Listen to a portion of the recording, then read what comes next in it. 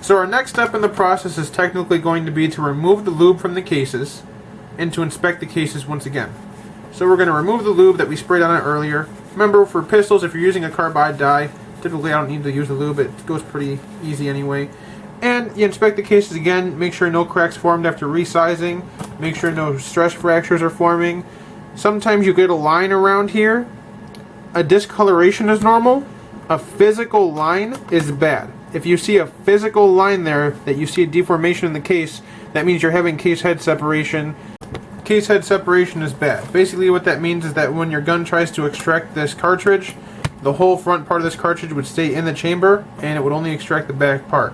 I've seen it happen a lot of times in matches and stuff from ammo that's been reloaded way too many times, because as this fires, the brass wants to come this way and get away from that middle, and that middle is always where it gets weak. But this one seems to be a-okay. So we have these 5 example rounds that I'm doing. Taking the lube off, looking at them, looking good. Taking the lube off, looking at them, looking good. And I'll see you on the next step. Alright, so we have cleaned, resized, and inspected our cases. They have been deprimed. Your next step in the process is to make sure that they are not too long to reload. It is an especially important step in rifles. In pistols, it's still important. The vast majority of the time, it's not going to cause too many issues because a straight walled cartridge isn't going to crimp against the rifling as much as a rifle would, and it's not going to cause that much unsafe pressure. However, it's important to not have it way too long. So according to SAAMI specifications, the length of this should be .754. If it's less than that, it's okay too. If it's more than that, we might have an issue. We might need to trim some cases. So we're going to take a look at it. And here we have .751. So this case is good.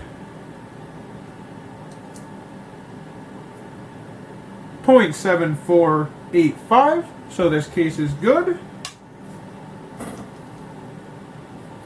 .752. So that case is good. .7550, so that one's a little bit long.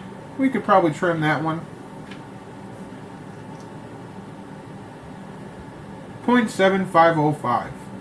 So out of those, we only had one that's a little too long. It might be soft brass. It might have been reloaded multiple times.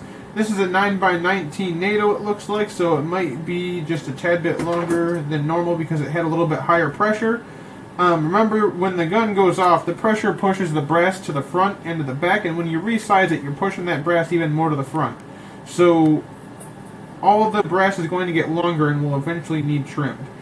Always, always, always on rifle cartridges, trim your brass. Never not trim brass on a rifle. If I can't express that enough, that is how you get unsafe pressure level, and that is how you blow up a perfectly fine fire.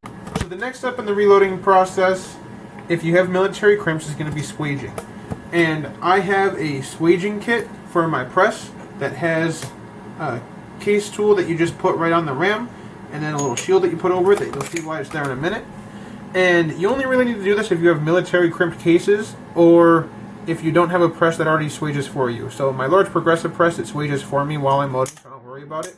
But when you load individually, or you're loading 223 or 9mm NATO, you're going to need to get that crimp out of there before you can load your primers in.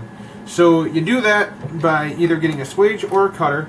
Swaging is easier than cutting. Cutting, I find, blisters your fingers a little bit, depending on how you're going to cut that out. But this is nice and easy. You put it right over that swaging bit, and to set it up, you're going to put a case in there and put it at max. Then you're going to screw this in until you feel it touch. Then you're going to bring this back down, screw it down just about a quarter, eighth to a quarter turn more. Then you're going to bring it up again, and you're going to feel it over cam. So you're going to feel it hit, and you're going to feel it cam and push that ram into that primer pocket. It's going to expand and flare that primer pocket for you to get rid of that military crimp. So it'll take a little bit of force to get it undone, and you'll see this is pretty stuck on there. That's a good thing, because you want that primer to expand, that primer pocket to expand around that ram, so it's going to stick to a little bit. You're going to give it a little bit of force to pop it off. That's why you have this there, so that it pops it back off in the end. And you're going to have a nice flared primer pocket that'll be perfectly sized for your primer. So we're going to do a couple of these. Over cam, pop it out. Like I said earlier in the safety, I know I'm not wearing gloves right now, but I'm only doing a demonstration. But always wear gloves when you're reloading, especially when you're doing it in mass and exposing yourself to a lot of lead. But watch where your fingers are. In your swaging step, you can very, very, very easily mess up your finger if you get it caught in the wrong part of that press.